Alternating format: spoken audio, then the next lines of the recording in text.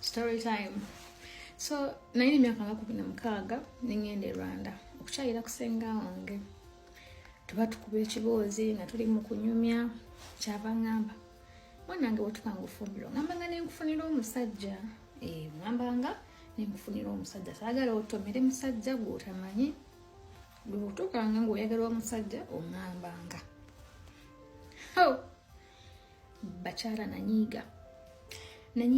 nenkola entondo nemukyawa era we nakoma Uganda nengamba maama oyinza okikkiriza nti senga wange yaŋŋambye bwe ntukanga ofumbirwa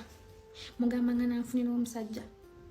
agenza okola nga yalina okunfunira omusajja ng'ogyeko abakazi okumanyiira senga wange yalina okunfunira omusajja namugambye ko nti njagala omusajja munnange senga nsaba kunsonyiwa bwali buto nsaba kunsonyiwa mukwano wali mutuufu era nga wenjogerera omusajja munona nzija kunona musajja gwe wansuubiza